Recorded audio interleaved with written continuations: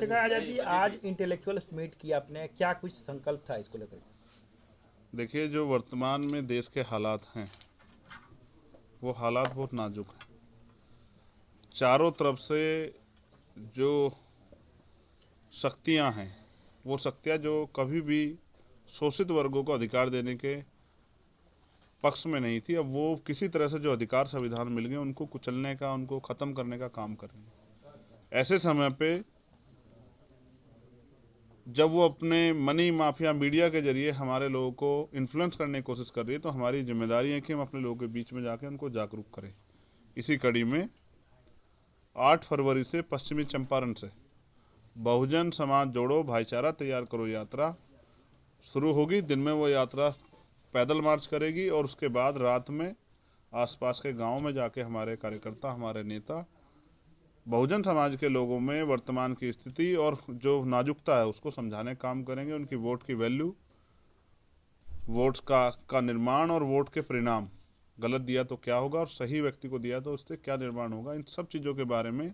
जिस तरह से सरकारी संपत्तियों को लूटा जा रहा है, जिस तरह से रिजर्वेशन को ख़त्म करने का प्रयास किया जा रहा है, जिस तरह से जो है नफरत फैला के बुनियादी मुद्दों से दूर किया जा रहा है, उन सब पे लोगों के साथ चर्चा करेंगी और लोगों को तैयार करेंगी कि वो अब संगठित होकर अपनी वोट का प्रयोग करें। 6 मार्च को ये यात्रा पटना में इसका समापन होगा एक बड़ी रैली के रूप में, और फिर आगे के लिए अगले 6 महीने हम लोग किस तरह से कार्य करेंगे इसके दिशा निर्देश जो हैं कार्यकर्ता पदाधिकारियों को दिए जाएंगे। पिछले 2 साल में हमने गांव-गांव स्तर पे अपने संगठन को, बूथ कमेटियों को, सेक्टर कमेटियों को, ब्लॉक कमेटियों को मजबूत किया है। अब हम और मजबूती से इन 6 महीने में अपने संगठन को सक्रिय करने का काम जो है जमीन पे करेंगे। चंद्रशेखर जी, 10% जो ईडब्ल्यूएस को आरक्षण दिया गया है, किस रूप में लगता है? मैं तो पिछली बार आया था, मैंने पिछली बार भी कहा था कि संविधान के विरुद्ध में जाके जो भी कार्य किया जाएगा, ईडब्ल्यूएस पूर्ण रूप से असंवैधानिक है।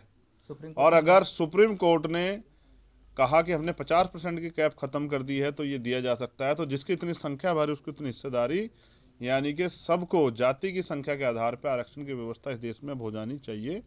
ऐसी जो है हमारी मांग है।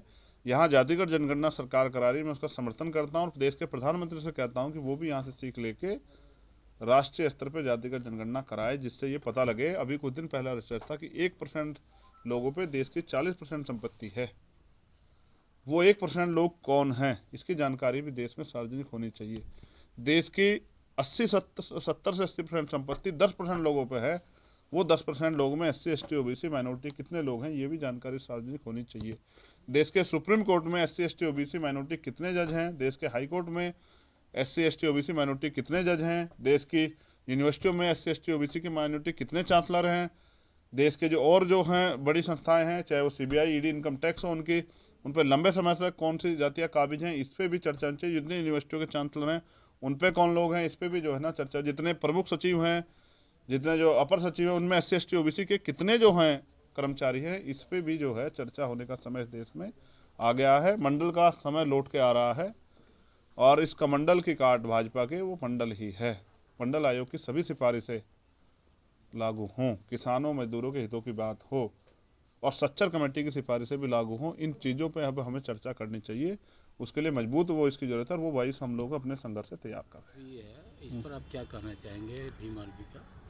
देखिए, भीम आर्मी साथ ही साथ आज़ाद समाज पार्टी का भी ये संयुक्त रूप से ये मीटिंग थी और इसमें इंटेलेक्चुअल मीट में जो मुख्य बातें थी वो ये बातें थी कि जो बहुजन समाज जोड़ो यात्रा का हमने जो तैयारी की थी और उद्घोषणा की थी पिछले बार कृष्ण मेमोरियल हॉल में, तो उस संबंध में और भी क्या नई बातें, अपडेट्स भी देना था लोगों को और इंटेलेक्चुअल लोगों को ये कहना था, हमारा ये संदेश था कि वो किस तरह से अपने समाज में इस चीज़ को प्रसारित करें कि हम किस मुद्दों पे और किन चीज़ों पर काम कर रहे हैं।